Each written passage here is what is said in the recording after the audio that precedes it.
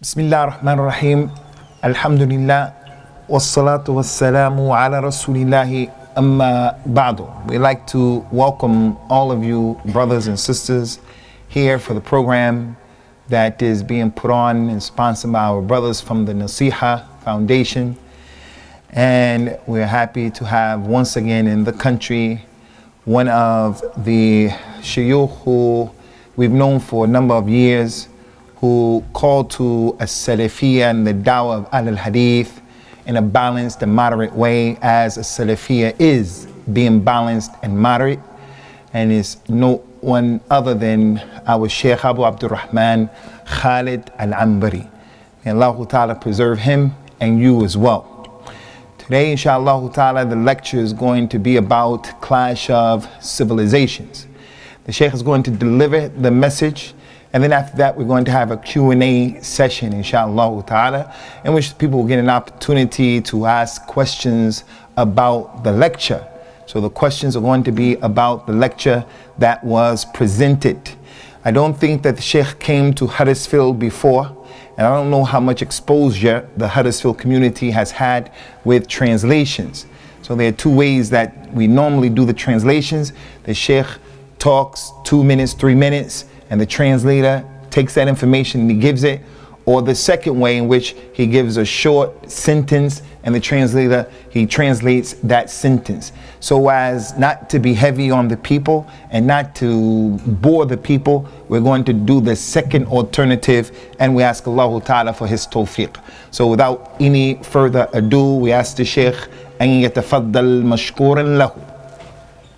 Inna alhamdulillah nahmaduhu wa nasta'inuhu wa nastaghfiruh ونعوذ بالله تعالى من شرور أنفسنا ومن سيئات أعمالنا من يهده الله فلا مضل له ومن يضلل فلا هادي له وأشهد أن لا إله إلا الله وحده لا شريك له وأشهد أن محمدا عبده ورسوله ثم أما بعد فمرحبا بكم أيها الأحبة وإن السعادة لتغمر قلبي بسبب هذا اللقاء وبسبب أننا نلتقي بأحبتنا ونراهم وهم يحرصون على طلب العلم ويحرصون على الفائدة. فأسأل الله تبارك وتعالى أن يكون هذا اللقاء موفقا مباركا. The Shaykh began with praising Allah Azza wa Jal and sending salutations of peace and blessings upon our Nabi al-Mustafa sallallahu alayhi wasallam. And then he said, welcome to all of you, and that it pleases him that he's been given another opportunity to meet those people who he loves for the sake of Allah. And it impresses him and it pleases him as well to see that you brothers are having hirs, a desire of learning and getting benefit. So he asks Allah subhanahu wa ta'ala to accept it from him and to accept it from all of us. ومن السنة أيها الأحبة أن الرجل إذا أحب قوما فعليه أن يخبرهم بأنهم أحبابه أو بأنه يحبهم في الله فإنني أحبكم في الله.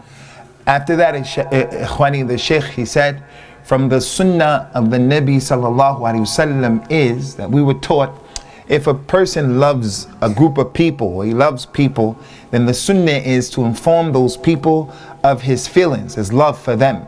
He says, so verily I want you all to know that I love all of you for the sake of Allah. And we say to the Shaykh, أحبه الله الذي أحبنا فيه. كيف يعيش المسلم في الغرب؟ ذلكم هو العنوان الذي سوف تدور حوله المحاضرة كما طلب مني إخوانكم في هذا المسجد. So the question is, how does the Muslim live in the West? And this is the title and the name of the lecture. And it's going to revolve around this issue, as this is what was requested from him by the brothers who brought him here. وإنه لسؤال في غاية الأهمية. He said, verily is a very important question. How does the Muslim live in the West? وذلك أن المسلم إذا عاش في الغرب And that's because if the Muslim, if he were to live in the West بطريقة صحيحة فإنه سوف يكون سببا في هداية الغرب إلى الله عز وجل. If he were to live in the West in the correct way, if he were to do it in the correct way, he's going to be a reason why the people who live here will be guided to the way of Allah.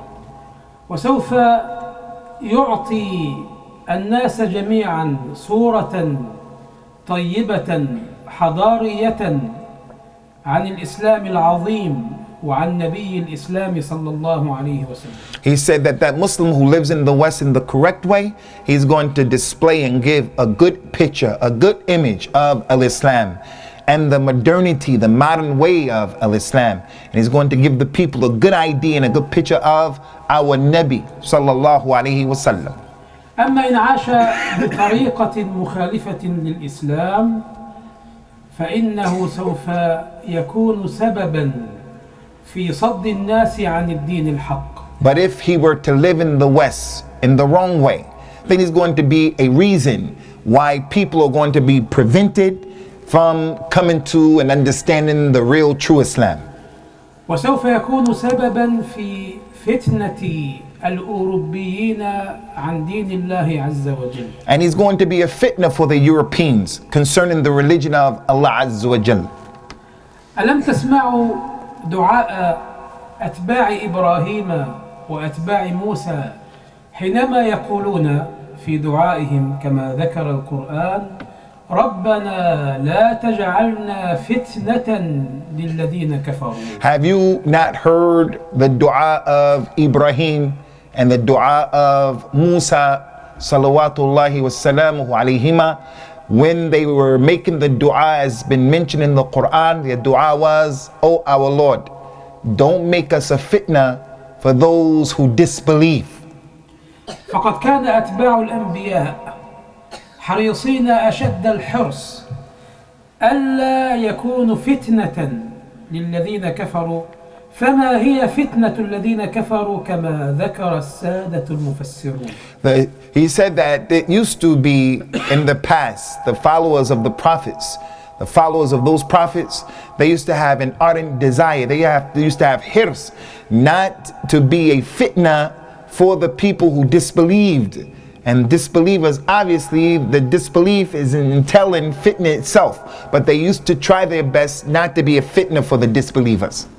لقد كان الكفار يعذبون أتباع موسى وأتباع إبراهيم من قبل فخشي أتباع إبراهيم وأتباع موسى أن الناس إذا رأوا أن الكفار يعذبون المؤمنين ويتغلبون عليهم فخشوا أن يظن الناس الآخرون أن الكفار هم على الحق وأن المؤمنين على الباطل وهكذا يرى الناس أن الغالب هو الذي على الحق وأن المغلوب هو على الباطل فخاف أتباع موسى وأتباع إبراهيم أن يظن الناس أن الكفار الغالبين على الحق وأن المؤمنين المغلوبين المعذبين على الباطل فبذلك يفتنوا ولا يدخلوا في الدين الحق الذي عليه المغلوبون والمعذبون. In that supplication of the believers who were with Ibrahim and Musa, that they asked Allah not to allow them to be a fitna for the disbelievers, the Shaykh said the meaning of that was that those people who were disbelievers, who were oppressing the followers of Musa and the followers of Ibrahim, they made that dua because the way the people look at the issue is those who have the majority and those who have the power and those who are uppermost, when they oppress those who are lower and lesser in number and in status and stature, many of the people may think, because the ones who are doing the oppression, they're stronger, they're more in number, the people may think that the haqq is with them. And the people may think that the ones who are being oppressed and the ones who are weak and the ones who are lowly, that they are the ones who are on the batil, on the falsehood. So this supplication of theirs was made so that the other people who were looking at this situation and judging the situation, they wouldn't think that Fir'aun, that they wouldn't think that those who were oppressing Musa, those who were oppressing Ibrahim, the truth was with them. And that the ones who were being oppressed, the falsehood was with them. So they made that supplication. أيها الأخ الفاضل، إن أكبر جريمة ترتكبها في حق الإسلام وفي حق الغرب أن يصدر منك قول أو أن يصدر منك عمل فيقول الغربيون هذا هو الإسلام، دين باطل ودين الوحشية وليس بدين البشرية وليس بدين الحضارة. He said that the biggest thing or mistake that an individual can make, from the biggest mistakes and the most severest mistakes, is for a Muslim to live here and he said something or he did something in which the non-Muslims heard it and they saw it. And based upon what that person said or what he did, that Muslim, the non-Muslim can come and say, you see this right here, what was said, what was done? This is a sign, this is an indication that the religion of al-Islam is a religion that is false. The religion of al-Islam, based upon what he did or what he said, is a religion that is wahshi. The people are wild, barbaric. And that the religion of al-Islam is not the correct religion. ولقد قال ربنا تبارك وتعالى والفتنة أشد من القتل. And Allah Ta'ala mentioned in the Quran about the fitna, He said, al-fitna is more severe than murder. فلا تفتن الغربيين عن دينك وعن نبيك وعن ربك تبارك وتعالى. So don't be a fitna, don't be a trial for the Western people, the people from Europe, from the West.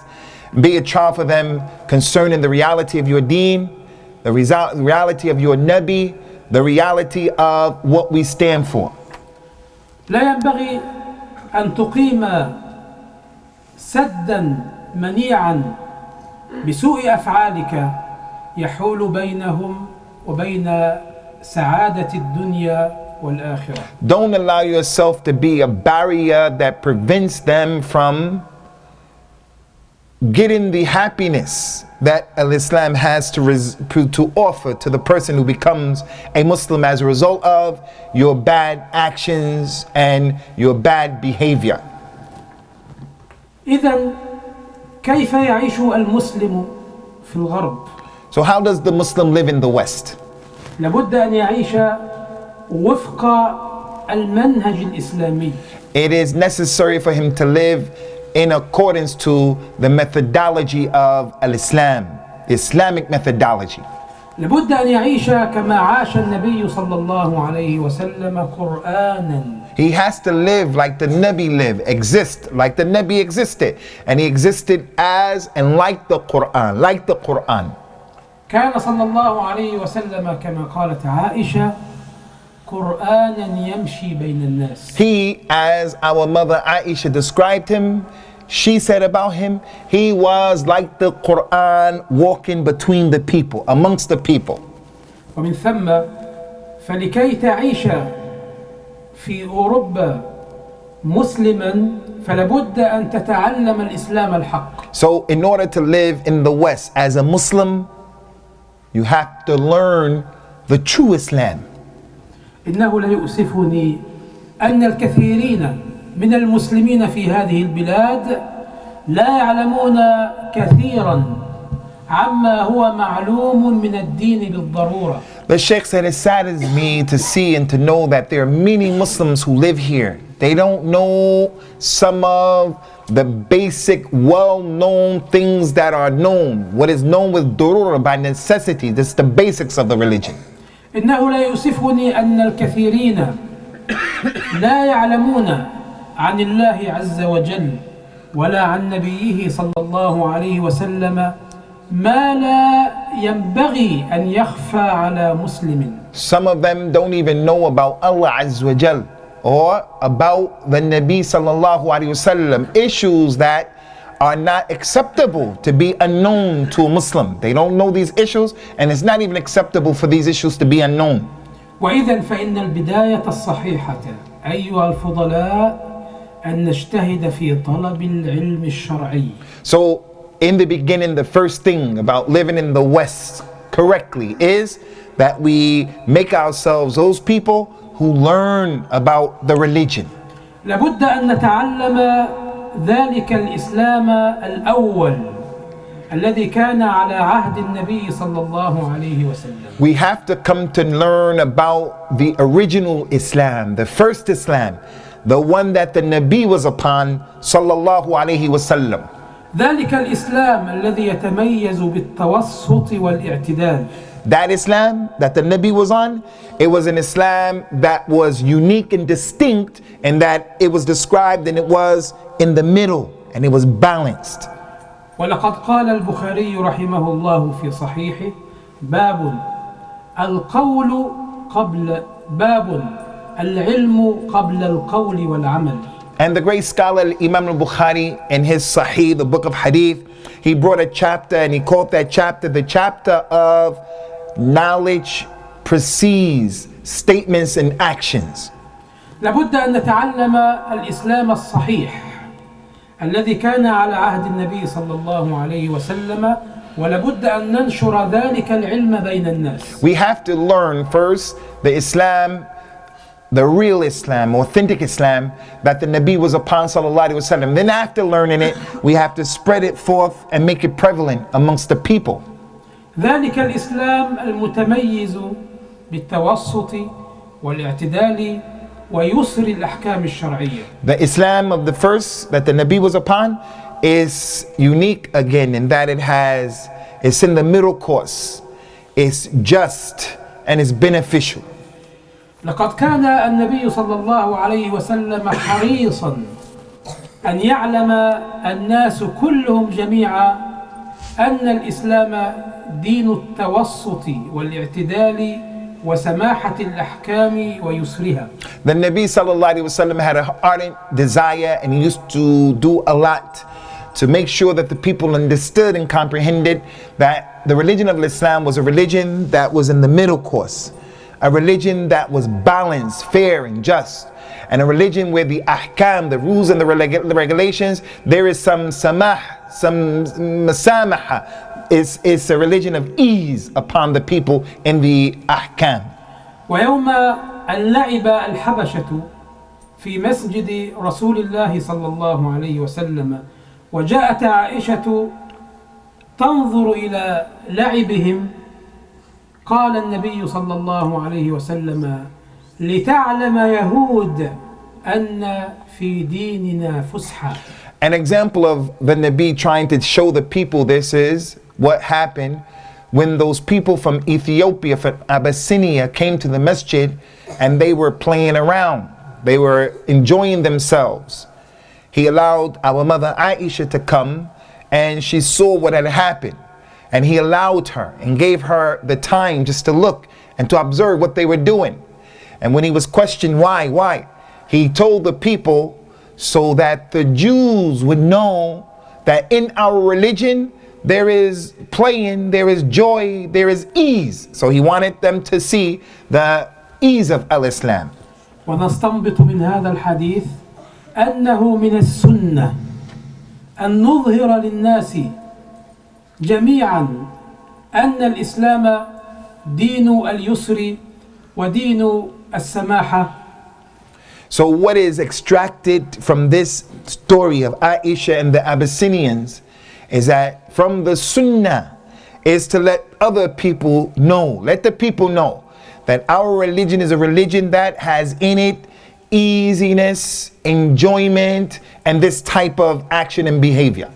ولكن وللأسف الشديد فإن أقوال بعض الدعاة وأفعالهم تظهر للناس أن الإسلام دين التعنت، لا يستطيع أحد أن يعمل بهذا الدين أو أن يقوم بأحكامه. But unfortunately, there are some people, based upon their statements and based upon their actions, they spread out to the people and they give the wider community the understanding that in our religion there's toughness, coarseness, difficulty, and that the religion of al-Islam is a religion that can only be practiced with difficulty. لقد تسبب الكثيرون من المتدينين أن يعتقد بعض الناس أن هذا الإسلام صعب التطبيق ولا يمكن أن يعمل به الإنسان العادي. Many people who are practicing Islam have been the cause and the reason, the effect that some non-Muslims have this opinion and this understanding that al-Islam is a religion that's difficult to practically practice. The tatbiq of Islam is difficult. People who practice the religion have been responsible for giving this message and understanding to people. وإذن فكيف يعيش المسلم في الغرب؟ ينبغي أولا أن يتعلم الإسلام الصحيح بتوسطه واعتداله ويسر أحكامه. So again, ikhwani, how does the person live in the West? The Muslim lives in the West by learning his religion, so that he can show people that Islam is a religion that is predicated upon easiness, being in the middle, justice, fairness. والأمر الثاني لكي يعيش بطريقة صحيحة في الغرب فعليه أن يقبل على الله عز وجل بعبادته تبارك وتعالى وحده لا شريك له. The second thing is the person lives in this country by turning to Allah Azza wa Jal in his worship, not making any shirk with Allah Azza wa Jal, worshiping Allah alone wahdahu la sharika lahu. ولقد قال صلى الله عليه وسلم فيما رواه البخاري في صحيحه عبادة في الهرج كهجرة إلي. The Nabi sallallahu alayhi wasallam concerning this point number 2, that you have to turn to Allah to live in the West. And Imam al-Bukhari brought a hadith in his Sahih in which the Nabi says sallallahu alayhi wasallam, a person who is worshiping in haraj, when there are problems, things going on, difficulty going on, the person who's doing ibadah during that time, the reward of doing ibadah is like making hijrah to Rasulullah sallallahu alayhi wasallam. فالعبادة أوقات الفتنة أجرها وثوابها يعادل هجرة إلى رسول الله صلى الله عليه وسلم. So the person who worships Allah and he does ibadah during the time of fitna, there's fitna in his environment where he's living, the reward of that is equal, that worship is equal to that individual making hijrah to Rasulullah sallallahu alayhi wasallam. وأي فتنة أكبر من الفتنة التي بين أيديكم وما خلفكم وعن أيمانكم وعن شمائلكم. And which fitna is greater than the fitna that is in front of everybody here? What we're living is on our right, it's on our left. The fitna is surrounding us. ما أكثر الفتن في هذه البلاد. There are many fitnas, trials and tribulations in this country. فتن الشهوات وفتن الشبهات. The fitna of desires and the fitna of the ambiguous affairs that people are not understanding or they're misunderstanding. كيف نواجه فتنة الشهوات وما أكثرها في هذه البلاد؟ How do we confront and deal with the fitna of desires in this country? And there are many. إنما ذلك يكون باللجأ إلى الله عز وجل وبالاعتصام به تبارك وتعالى وبدعائه أن يثبتنا على الحق وعلى طريق مستقيم. The way we do it is by returning to Allah Azza wa Jal, by having al-i'tisam, holding on to the rope that Allah has extended to us. It's also by making dua and asking Allah Azza wa Jal to give us thabat and to establish us. لقد واجه يوسف عليه السلام فتنة النساء باللجأ إلى الله تبارك وتعالى. The Nabi Yusuf, he was confronted with the fitna of an-nisa, and the way that he dealt with it was by returning and going to Allah. ودعا ربه أن يصرف عنه فتنة النساء. He made a dua and asked Allah Azza wa Jal to take away from him the fitna of the women. لقد استيقن أن فتنة النساء لا يصرفها إلا الله تبارك وتعالى. He understood with clarity, with yaqeen, that no one can help him or help a person from the fitna of an-nisa other than Allah, and therefore he made dua to Allah. فاستجاب له ربه فصرف عنه كيدهن. So Allah Azza wa Jal accepted his dua, and he did what Allah mentioned in the Quran. He took away the plan of the women against Yusuf.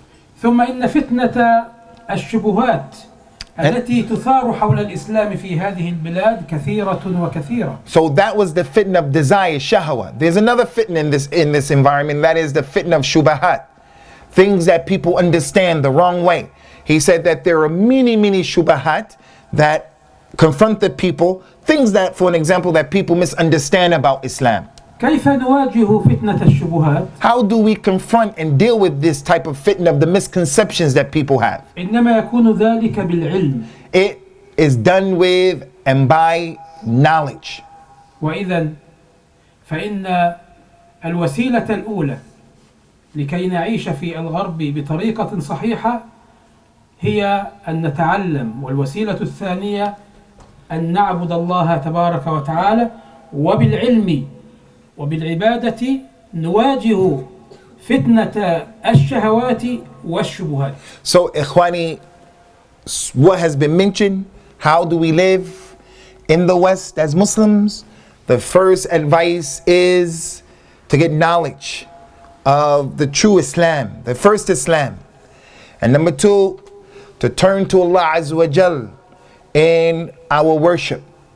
And in dealing with the fitna of desires, the shahwa, and the fitna of the shubahat, the way we deal with that is, again, knowledge and by worshiping Allah Azza wa Jal. والأمر الثالث أيها الفضلاء أن نشتغل بالدعوة إلى الله تبارك وتعالى. The third thing to live amongst these people and with these people is for us to become engaged and preoccupied with الدعوة إلى الله. وللدعوة إلى الله منزلة كبيرة وشرف عظيم. And giving da'wah to Allah, it has an exalted position, and a lot of reward connected to it. إنك حينما تنشغل بالدعوة إلى الله تبارك وتعالى فإنما تتشبه بالله عز وجل، لأن الله تبارك وتعالى قد دعا عباده إلى التوحيد وإلى جنة عرضها كعرض السماء والأرض.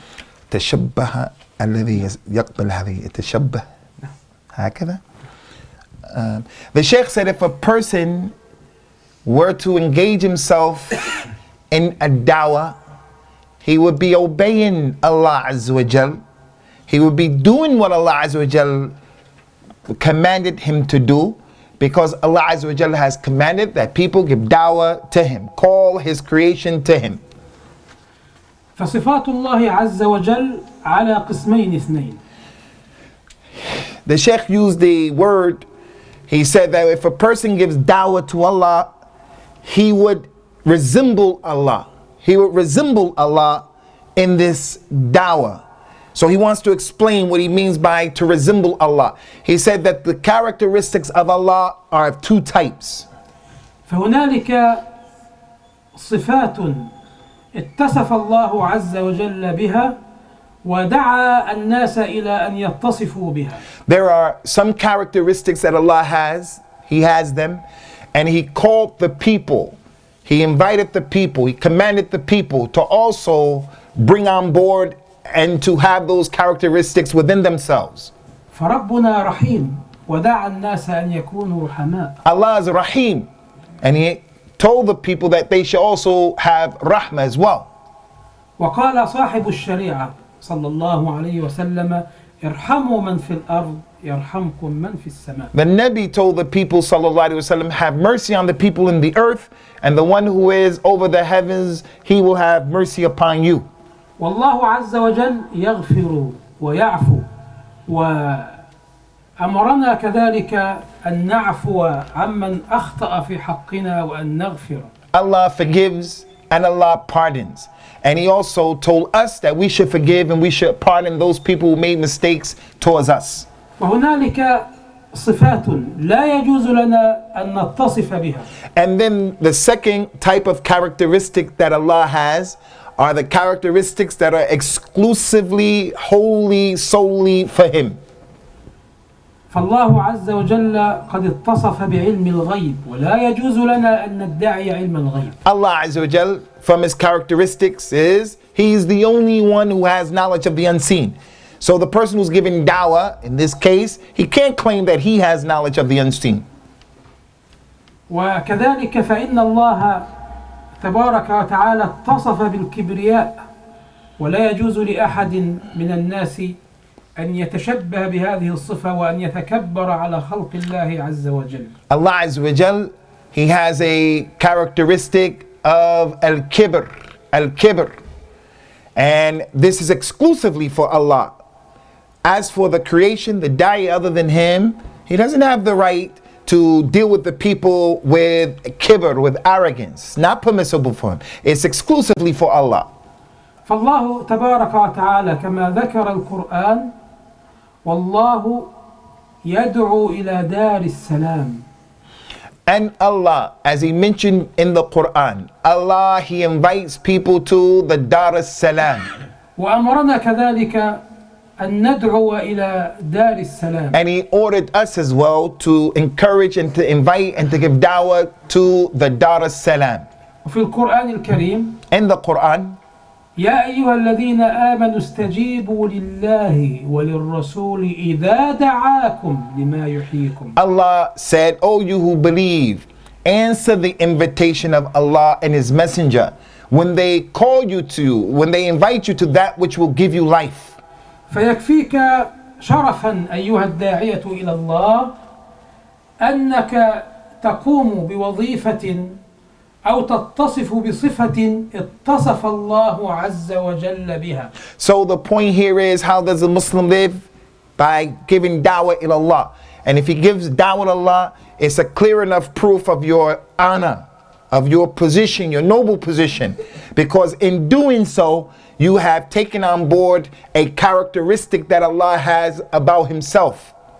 إن الداعية إلى الله يقوم بوظيفة الأنبياء.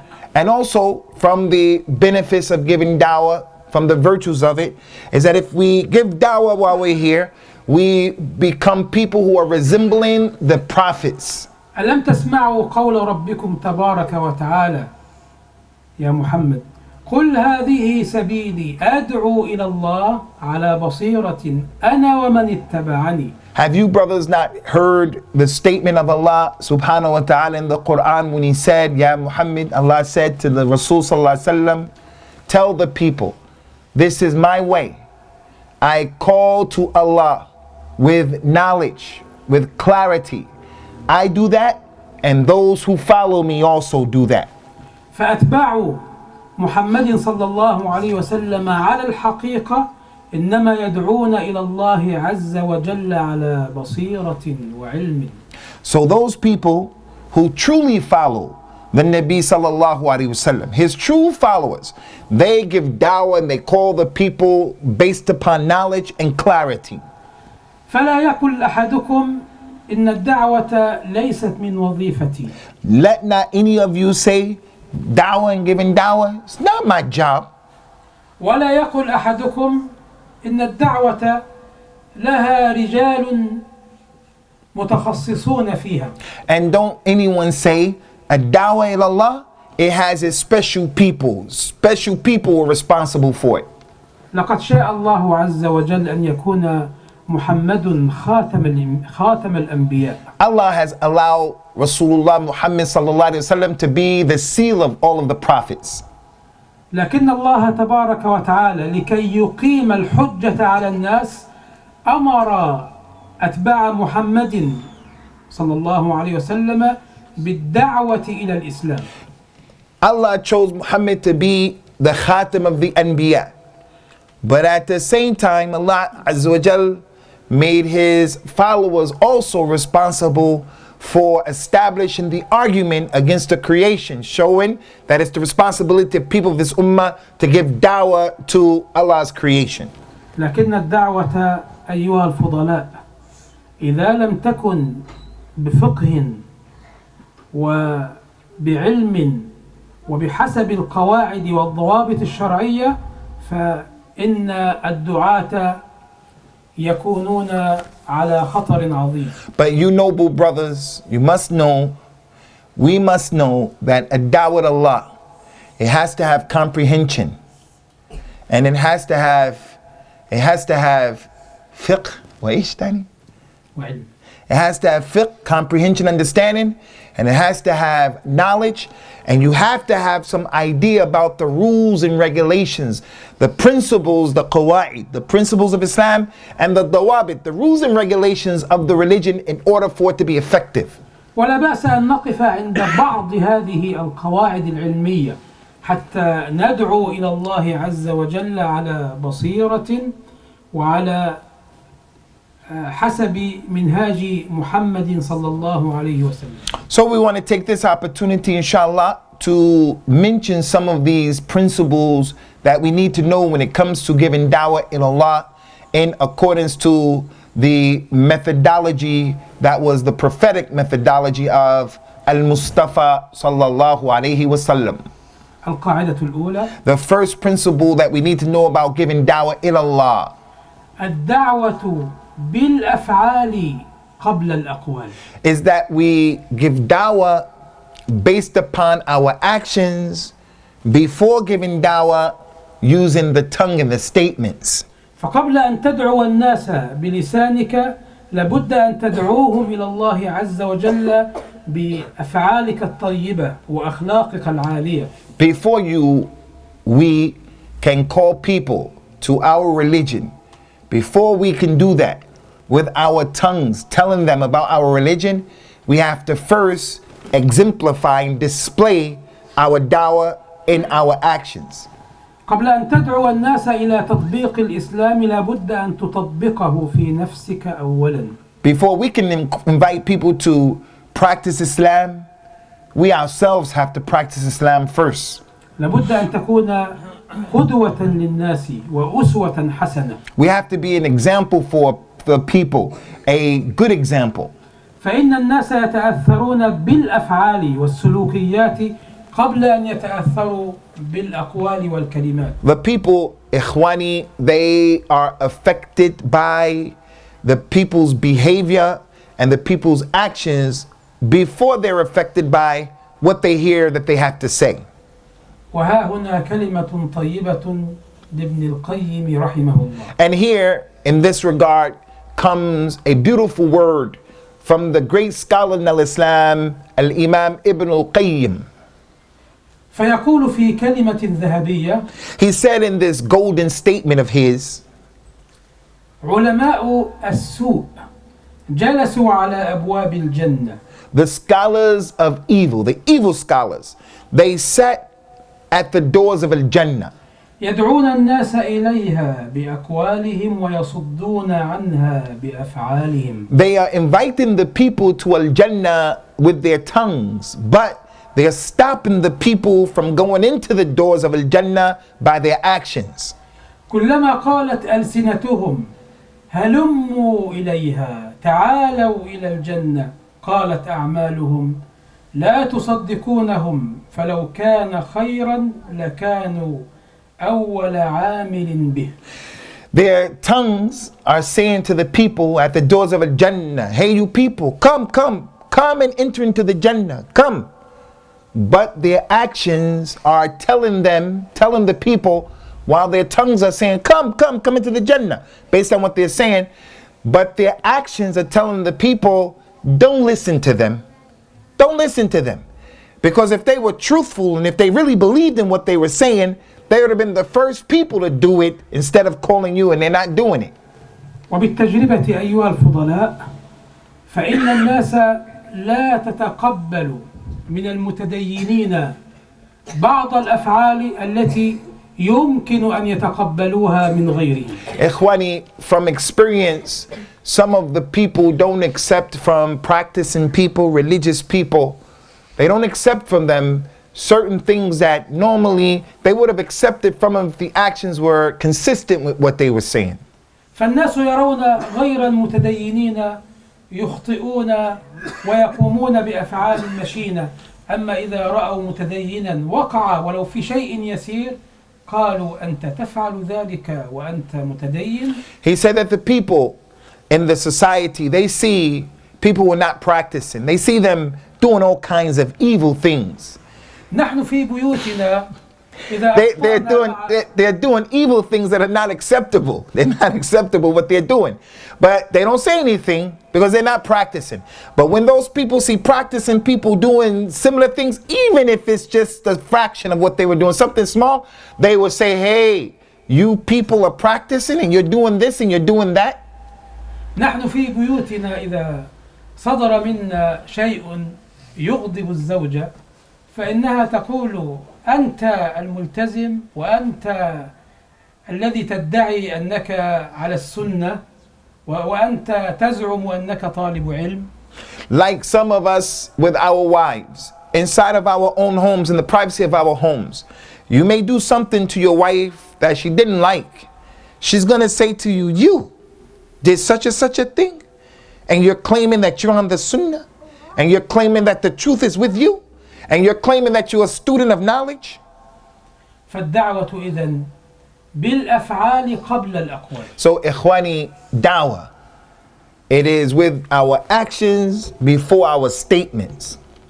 والقاعدة الثانية Concerning a dawah and the principles of dawah. The first one, actions precede the statements. The second principle, البشارة قبل النظارة، وبتعبير آخر الترغيب قبل الترهيب. is that we give people glad tidings before we give them warnings. And another way we can say it is that we speak in a way that is positive. We encourage the people. We speak good things before saying those things that frighten the people. إن بعض الناس حينما يدعو إلى الله فإنه يبدأ بتخويف الناس وترهيبهم. أنتم سوف تدخلون النار وأنتم سوف تأتيكم عقوبة من الرب تبارك وتعالى. Some people, when they give da'wah to Allah, they start off with using those things that are frightening and fearing the people. They come out and they say, you people, you're going to enter to the hellfire. You're going to be punished by Allah. And this is the initial point of da'wah with some people. ومن تأمل آيات الذكر الحكيم فإنه يجد أن الله عز وجل إذا جمع بين البشارة والنظارة فإنه يبدأ بالبشارة أولا، فمحمد صلى الله عليه وسلم كما في آيات كثيرة بشير ونذير. The Shaykh, he said, for the individual who contemplates the Quran, he reads the Quran, he studies the Quran and the method of the Quran, he will find in the ayat of the Quran in which Allah Azza wa Jal combined giving glad tidings, in the same ayat also comes warn them as well. If the glad tidings, the bushra, is mentioned with the warning, you'll find in the ayat of the Quran that Allah Azza wa Jal starts off with the bushra. For an example, many ayat describe the Nabi sallallahu alaihi wasallam and these two superlatives in the same ayat. Allah said that Muhammad is a bashir and a nadhir, a giver of glad tidings and a warning. So glad tidings came first. ولقد قال صلى الله عليه وسلم من قال هلك الناس فهو أهلكهم. يعني إذا قال الداعية للناس أنتم سوف تهلكون وأنتم سوف ينزل عليكم سخط الله عز وجل وبأفعالكم سوف تضيق عليكم الدنيا فإن الله عز وجل يبدأ به فيكون عليه التضييق ويكون عليه العذاب. The Nabi sallallahu alayhi wasallam in Mujtaba, he said in an authentic hadith, for the one who's given dawah, he said, if a person says, you people are destroyed, then he in fact is the most destroyed out of all of them. And it's going to start with him. The Shaykh said the meaning of that, if a person says to the people, you are destroyed, the meaning of it, if a person is giving dawah to people and he says to the people, you people are going to be punished and you people are not going to be successful. Allah Ta'ala is going to punish you and the dunya and your life is going to be restricted and tough and difficult. This is what he starts out with and this is how he is. Then what had happened based upon this hadith is that he's going to be the first one who's going to taste that because he said it.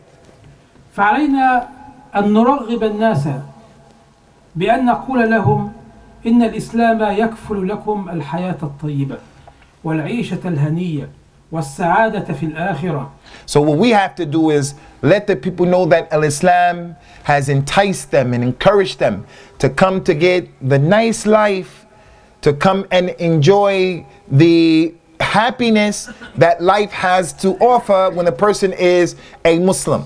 حينما تدعو أبنائك ينبغي أن ترغبهم أولا قبل أن تخوفهم وقبل أن تنذرهم فلتقل يا ولدي إن فعلت كذا فسوف أعطيك كذا وكذا وترغب في الولد قبل أن تخوفه وقبل أن تنذره إذا لم يفعل فسوف يكون عليه عقوبة كذا وكذا. An example of this, ikhwani, in giving dawah is our children. When we're dealing with our children, those of us who are parents, in dealing with them, the first thing that we should emphasize is encouraging the child, making a targheeb, and telling him, if you do this, I'm going to give you that. If you do this good thing, then this will happen. And you encourage him continuously first, and you concentrate on that before you start dealing with the other one, where you start making him afraid. If you do that, then this is going to happen to you bad. Or if you do that, then the result is going to be this. So we encourage them to do good, targheeb before tarheeb. ليس معنى ذلك ألا نذكر النظارة أو الترهيب أبدا ولكنني أقول بوضوح فلنبدأ بالبشارة ولنكثر منها قبل الترهيب وقبل التخويف. The Shaykh said, listen, I'm not saying here that we don't warn people or our children. We have to warn people. But what I say here, and I say it clearly with clarity, is that we should start off with giving glad tidings. We should start off with encouraging people, making them encouraged to do things. القاعدة الثالثة التوسط والاعتدال في الدعوة. The third principle that we should know about when it comes to a dawah is we have to be in the middle when it comes to a dawah. Be in the middle. فحينما ندعو الناس إلى الإسلام فعلينا أن ندعوهم إلى الإسلام التوسطي المعتدل لا إلى الغلو ولا إلى التطرف. When we encourage and invite people to come to Al-Islam, we should invite them to the Islam which is in the middle course and the balanced way. Not inviting them to the extremes and what is overboard. إن بعض الدعاة يدعون الناس إلى الغلو في التكفير أو الغلو في التفسيق والتبديع والتجريح وهذا لا ينبغي أبدا. Some people who give dawah, they give dawah ikhwani and they call people to al-ghulu, going overboard. They give dawah to saying this one is a fasiq and he's a fasiq. They give dawah to he's an innovator and that one is an innovator. The Shaykh said making this the object of your dawah is not correct. القاعدة الثالثة الرابعة التدرج في الدعوة. Point number 5, as we're living here, giving da'wah. Point number 4 is that we give da'wah with a tadarruj, in steps and stages. يقول صلى الله عليه وسلم لمعاذ حينما بعثه إلى اليمن. Our Nabi said, sallallahu alaihi wasallam, to his companion Mu'adh, when he sent him to al-Yemen, إنك ستأتي قوما أهل كتاب فليكن أول ما تدعوهم إليه التوحيد، وفي رواية شهادة أن لا إله إلا الله وأن محمد رسول الله، فإنهم أطاعوك فأعلمهم أن الله افترض عليهم 5 صلوات في اليوم والليلة، فإنهم أطاعوك فأعلمهم أن الله عز وجل فرض عليهم صدقة تؤخذ من أغنيائهم وترد على فقرائهم. So an example, ikhwani, of calling people based upon degrees and stages, that we call the people to Islam in degrees and stages. It comes to us that this is from the Sunnah. When the Nabi sent Mu'adh to Yemen, he said to him, you're about to go to a people and they're from Ahlul Kitab. So make sure that the very first thing that you invite them to is make Allah one, the Tawheed. And in another narration, invite them to the Shahada, La ilaha illallah. He said, if they accept that from you, if they take that and accept it, then after that, tell them that Allah has made it an obligation upon them to pray 5 times every day and a night, 5 prayers. And then if they accept that from you after that, let them know that Allah Azza wa Jal has made it an obligation that they give from their money the zakat. So that goes to show there is steps and stages. لقد نزلت الأحكام الشرعية على تدرج عبر سنوات طويلة. Another point that we should consider about this issue is the ahkam in al-Islam. From the time that the Prophet started ﷺ until the end of his life, the ahkam, they came down in stages. فأكثر الأحكام الشرعية نزلت في المدينة بعد أن ربى النبي صلى الله عليه وسلم أصحابه على العقيدة الصحيحة وعلى حب أحكام الله عز وجل في مكة طيلة 13 سنة.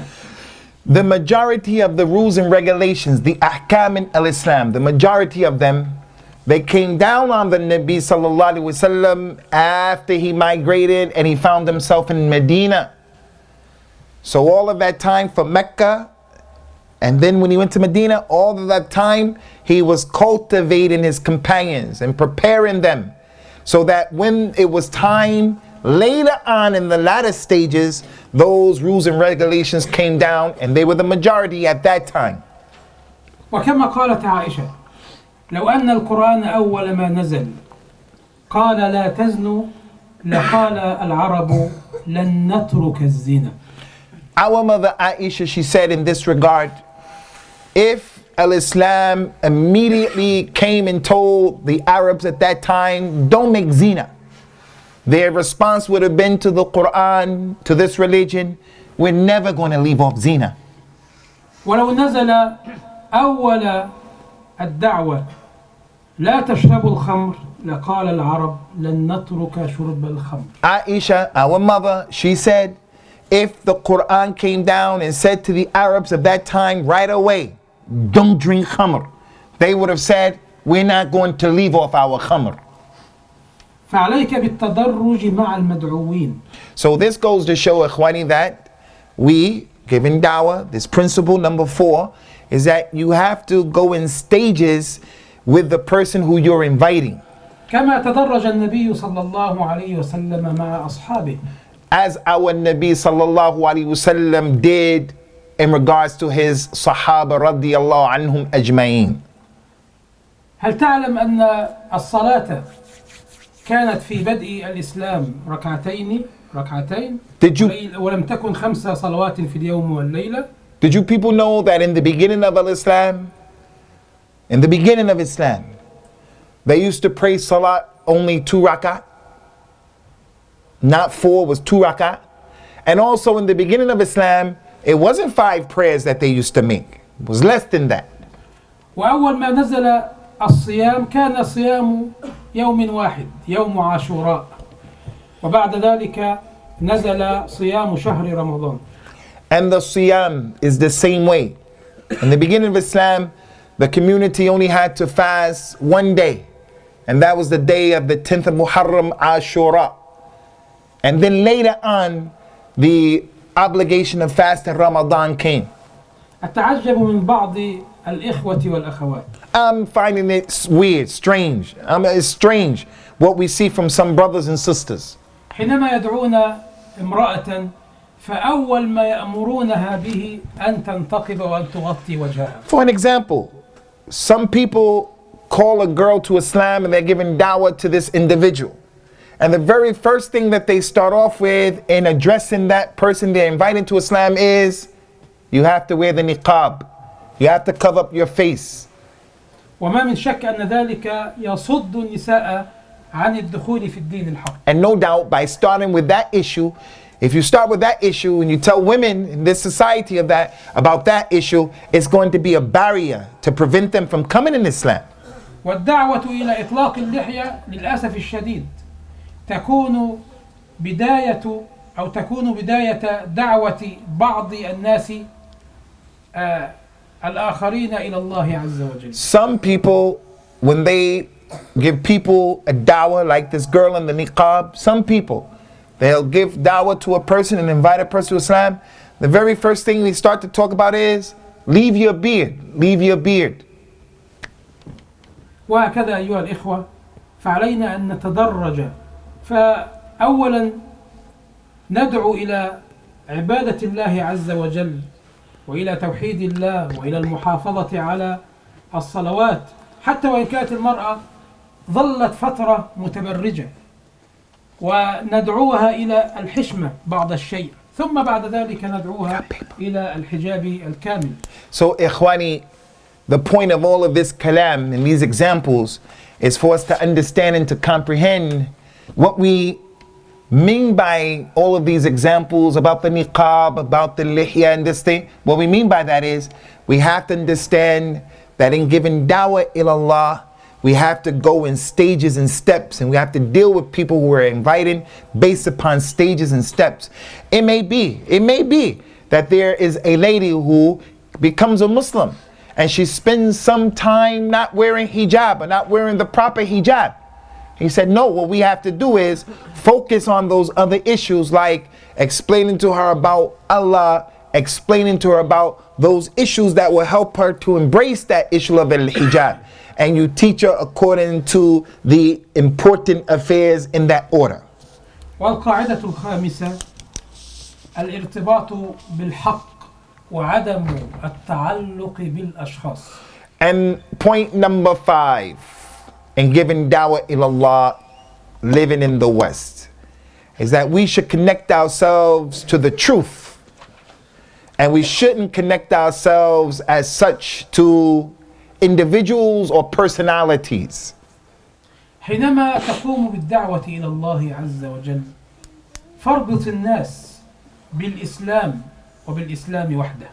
When you start to make dawah ilallah to al-Islam, connect the people who you're calling, connect them to Allah, connect them to al-Islam.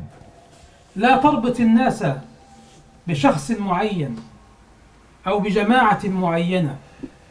Don't connect the people to one specific individual, and don't connect the people to a group of individuals. لا تربط الناس بحزب معين أو بداعية معين. Don't connect the people to a particular party or to a particular individual. قل هذه سبيلي أدعو إلى الله ليس إلى إمام بعينه إلا أن يكون النبي عليه السلام، ليس إلى جماعة، ليس إلى حزب، بل إلى الله. Allah mentioned the proof of this point, connecting the people to Allah, into the religion of Islam is the statement that Allah told the Nabi sallallahu alaihi wasallam to say, this is my way. I call to Allah. I call to Allah. Connecting the people to Allah. And not connecting the people to a particular Imam other than Rasulullah sallallahu alaihi wasallam.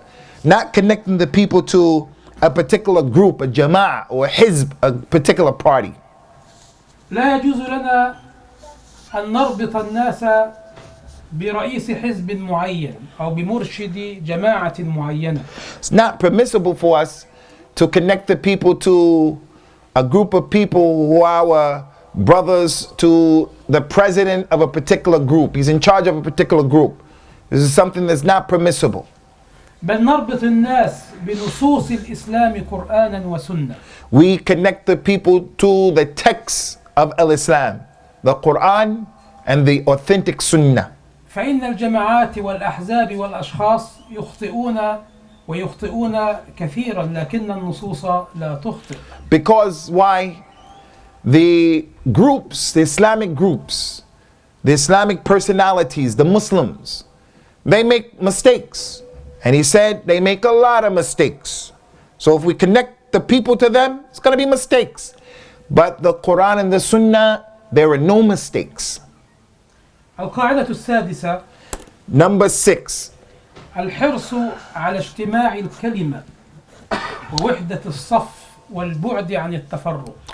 Is that in giving da'wah to Allah, we have to make it our business in giving da'wah to Allah that we concentrate on being united, being together, not being divided, and being cooperative amongst ourselves.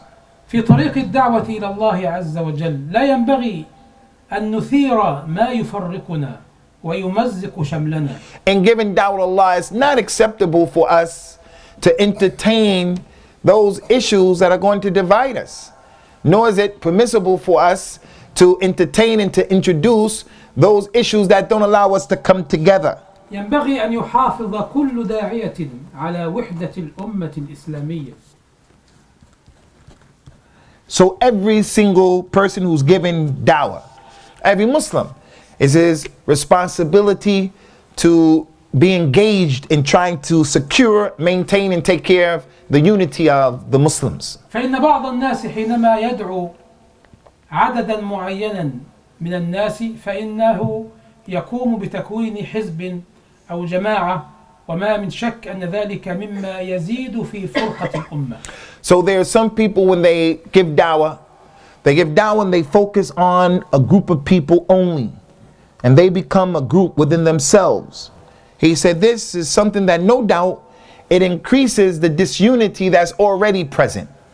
في طريق الدعوة إلى الله لا ينبغي أن نقول أقوالا قد تفرق جماعتنا وقد تشتت شملنا. In giving a da'wah to Allah, we should be careful of saying those words that are going to cause our community to be divided.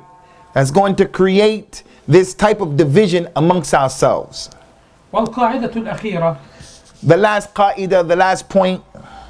أن الشريعة جاءت بتحصيل المصالح وتكميلها وتقليل المفاسد وضرئها. Ikhwani, from the goals and the objectives of al-Islam is that al-Islam came to increase the masalih, the benefits for the people. It came to increase it, and it came to minimize things that are problematic, things that are going to make life difficult for us. So from the goals and the objectives of the religion is to increase the benefit, the masalih, and to decrease the evil and the harmful matters. في طريق الدعوة إلى الله عز وجل بل في حياتك اليومية قد تقابل المصالح والمفاسد أو الأرباح والخسائر فكيف تتعامل معها؟ In your da'wah ila Allah, when you give da'wah to Allah, and in your everyday lives as well, we are confronted with a lot of challenges. things that are happening within our lives, we're responsible to get the most benefit or to reduce the harm. How do we profit? How do we take advantage and profit from what's going on? فإذا قابلتك مصالح متعددة ومنافع متعددة فحاول أن تجمع كل هذه المصالح والمنافع وأن تحصل عليها كلها. If you're presented in your life, a lot of benefits are coming your way, a lot of opportunities in your everyday life. You have a lot of options, a lot of good.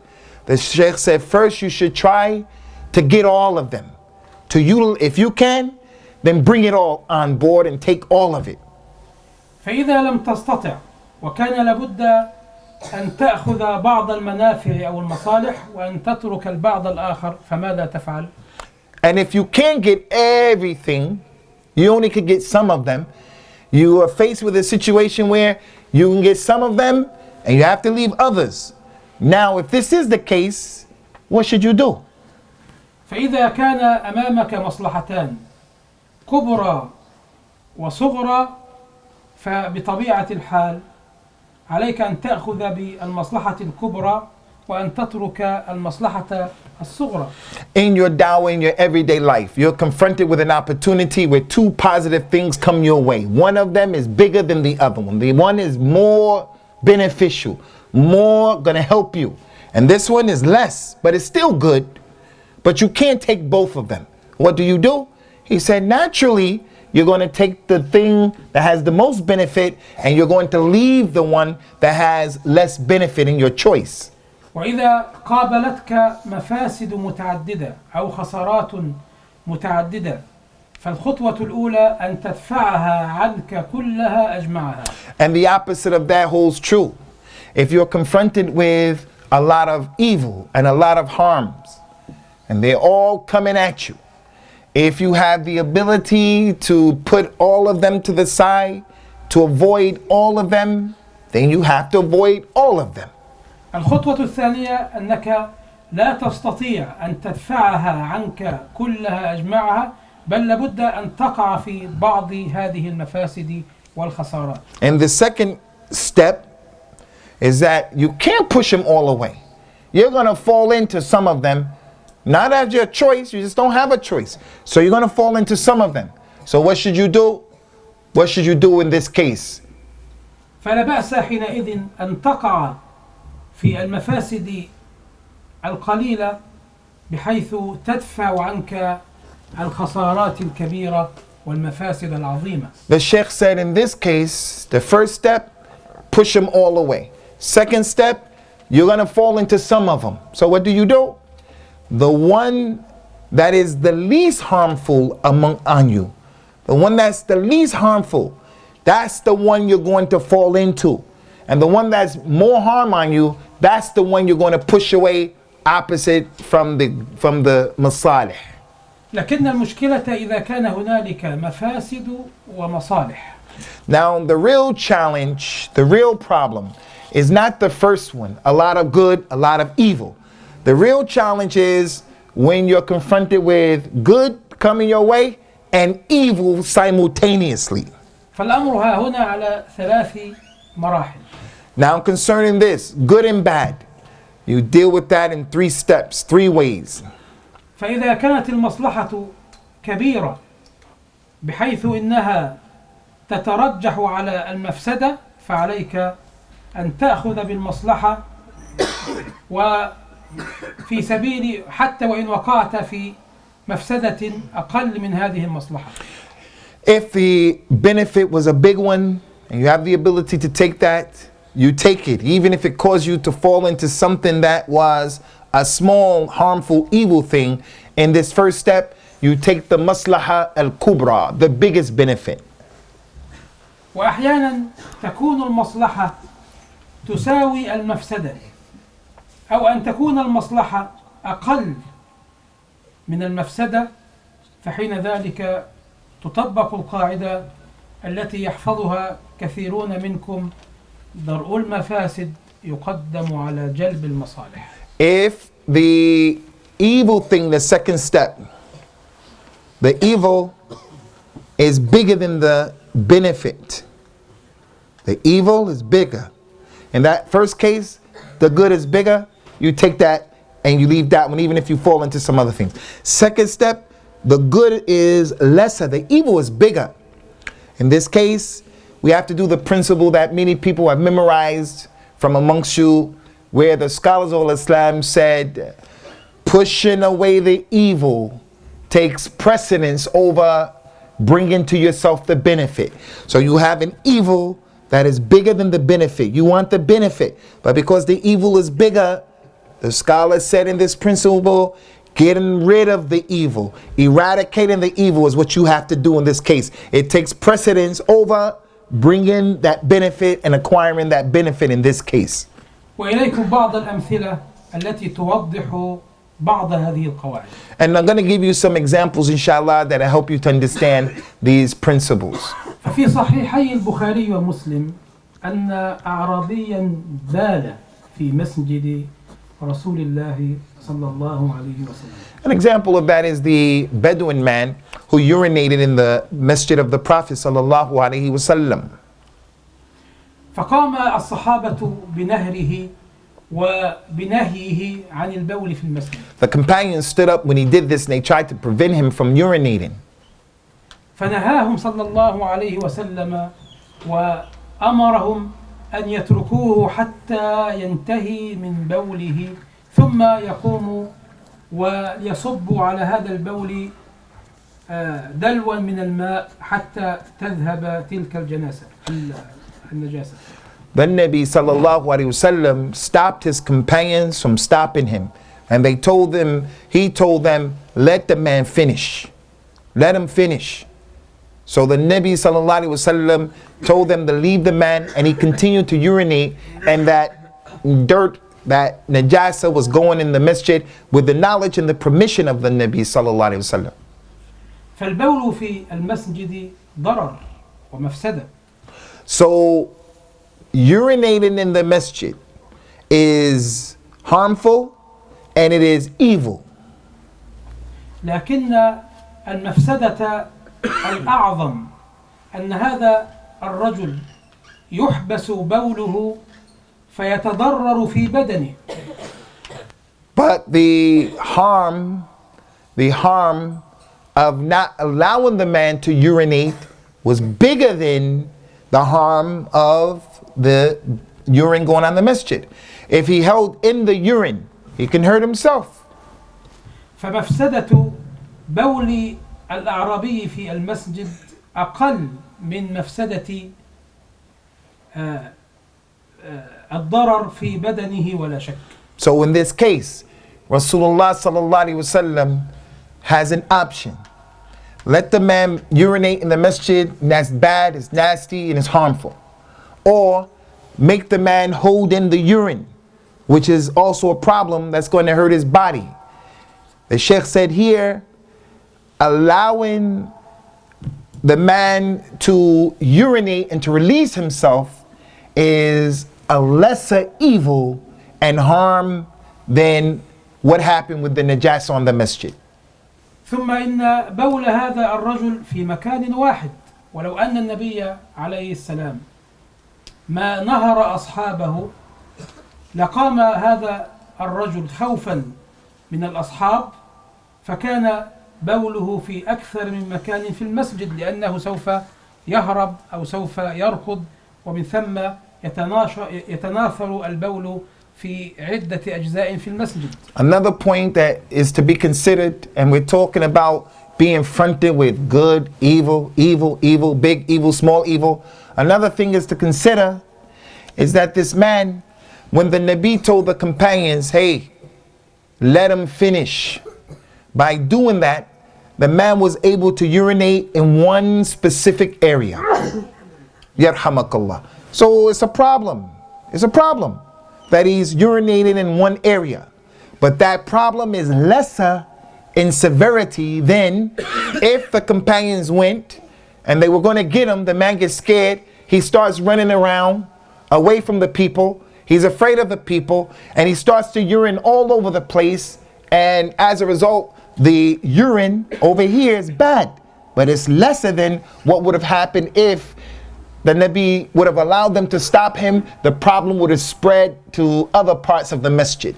ثم إن هنالك مفسدة أعظم، وهي أن هذا الأعرابي لو أن النبي عليه السلام لم ينهر أصحابه لنفر هذا الأعرابي من الإسلام، لكن هذا الأعرابي لما رأى النبي صلى الله عليه وسلم يأمر أصحابه بأن يتركوه وبأن يقضي بوله، لا شك أن إيمانه قد زاد ولا شك أنه ثبت على الإسلام. Another point, Ikhwani, concerning this issue is that there is a bigger problem than all what was mentioned. The first problem is if he hold the urine in, it's going to hurt his body. The second problem is if they grabbed him in it, he's going to spread the urine all around. So in both cases, the Nabi managed to make the man fall into the lesser problem. It's a lesser problem for him to let the bowl out, the urine out, than to hold it in. It's a lesser problem to keep it here in this space than to make it all over the place. The Shaykh said there's a third problem, and it's the biggest one. And that problem is, if the Nabi sallallahu alaihi wasallam didn't say to his companions, stop, let him finish. If he didn't say that, and they jumped on him and they stopped him, and they were tough with him, that could have been a reason why the man would leave Islam. But when he saw that the Nabi sallallahu alaihi wasallam took the time out to say, no, let him do it. And the way that he dealt with the man, the way that he dealt, it pressed the man. The man's iman, his faith in Allah, it goes up as a result of that. ولقد أراد صلى الله عليه وسلم أن يقوم بمصلحة كبيرة في الكعبة شرفها الله، لكنه خاف من حصول مفسدة عظيمة وعظيمة جدا. And another example like this incident, this is one of the many incidents of the Nabi confronted with how to deal with the situation, is that there was a maslaha, a benefit, a big benefit to do something at the Kaaba, a big benefit. But let's see how he dealt with that issue. لقد أراد أن يجعلها على قواعد إبراهيم وأن يلصق بابها في الأرض، بحيث كما قال عليه السلام لعائشة: فإن قومك رفعوا الباب لكي يدخلوا من شاءوا ويمنعوا من شاءوا. فأراد النبي عليه السلام أن يلصق الباب في الأرض وأن يجعل للكعبة بابا آخر، بحيث يدخل الناس من باب ويخرجوا من الباب الآخر. لكن النبي عليه السلام لم يقم بهذه المصلحة، لأنه خاف على العرب أنهم لا يتحملون هذا، بل إن بعضهم إذا رأى محمدا صلى الله عليه وسلم يغير شيئا من الكعبة فلربما ارتد عن الإسلام. There's a good thing that the Nabi wanted to do. It's a maslaha al-kubra, a big thing that was beneficial. The non-Muslims of Quraysh, they took the Kaaba, and unlike how it was with Ibrahim, during the time of Ibrahim, on the Kaaba, there was a door that was on the earth, on the ground. That's how it was when Ibrahim put the Kaaba and built the Kaaba.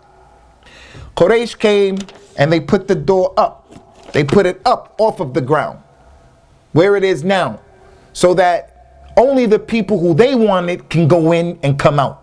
When it was on the ground, anyone can go in, anyone can come out. But they put it up so that they would be in control of who's going to enter, who's going to exit. When the Nabi conquered Mecca sallallahu alaihi wasallam and he saw this, he wanted to bring that Kaaba to the original correct place, maslaha, benefit. But he didn't do that. He didn't do that because had he done it, he thought, if he would have touched the Kaaba in any way, tamper with it in any way, in the mind, the psyche of Quraysh, he thought they wouldn't be able to handle that he touched the Kaaba. So he left that beneficial thing and he didn't do it at all. وأختم هذه الأمثلة بمثال من ابن تيمية رحمه الله، إذ كان مع أصحابه في بعض الغزوات مع أو في بعض الحروب مع التتار. The Shaykh Abu Abdurrahman Hafidhahullah Ta'ala Wasallamahullah min kulli su'un wa makruhin. He said, I want to complete this talk right now by giving the last example of what happened with Shaykh al-Islam Ibn Taymiyyah Rahimahullah Ta'ala when he was making a war and he was fighting with the Tatars, the Tartars. إذ رأى تلاميذه جماعة من التتار يشربون الخمر فهموا أن يقوموا بنهيهم عن هذا المنكر فأمرهم رحمه الله ألا ينهوهم عن شرب الخمر. Ibn Taymiyyah, when he was out in the frontiers and they were fighting, he had his students with him and some people from the Tatars were with them as well. The students in the army of Ibn Taymiyyah saw those people drinking khamr and they're part of the army, their army. So his students wanted to go and to stop them from drinking that khamr. فقال رحمه الله إن الله عز وجل حرم الخمر لأنها تصد عن ذكر الله وعن الصلاة وهؤلاء إن نهيتموهم عن شرب الخمر فسوف يفيقوا ويقتلوا أهل الإسلام. Shaykh al-Islam, he told his students, you want to go and stop these people from drinking khamr? The reason why Allah prohibited the consumption of khamr is because khamr, when you drink it, it will stop you from the dhikr of Allah and from the salah. So if you stop these people from drinking, they're going to wake up out of their stupor. They're going to wake up. And once they wake up, because they're not drunk anymore and intoxicated, once they do that, they're going to start killing the people of al-Islam. لقد تعمدت أن أكثر من هذه القواعد لا سيما قواعد المصالح والمفاسد لأن الدعوة في بلاد الغرب بل إن حياتكم عموما في بلاد الغرب تقوم على الأرباح والخسائر أو على المصالح والمفاسد. The Sheikh said that he wanted to give a lot of examples about these principles. A lot of good, a lot of evil, more good, less evil. He wanted to give a lot of examples like the Kaaba, like the man who urinated. He wanted to give a lot of examples because in our dawah and even in our life, our everyday lives here, we're confronted every day with these issues. Things where there's an opportunity to get good and profit, and things where there's an opportunity to get the opposite of that, to problems to come to you, and we have to make decisions. He said he wanted to give us a lot of examples to help us to understand this issue. كيف يعيش المسلم في الغرب بعلم وعبادة ودعوة إلى الله وفق الضوابط والقواعد العلمية التي سمعتم بعضها. So, in concluding, how does the Muslim live in the West? The Muslim lives in the West by obtaining knowledge, by doing ibadah and worshiping Allah, by giving a da'wah ila Allah Azza wa Jal in accordance to the dawabit and the qawaid ilmiya, the rules and regulations and the scholastic principles that have been set forth for us from the Kitab and the Sunnah. الموضوع كبير وكبير جدا لكنني اختصرت الموضوع اختصارا شديدا وآسف على الإطالة ولنستمع إلى أسئلتكم أحسن الله إليكم. The Shaykh said this topic in reality is a big topic, and I just summarized it for you, a big summarization, big ikhtisar, and I'm sorry and I apologize if it took a lot of time. هذا ما أستطيع في هذه العجالة أن أنصحك به ونكتفي بهذا وصلى الله وسلم على. The Shaykh said this is what I can advise you in this quickness, and peace and blessings on the Nabi.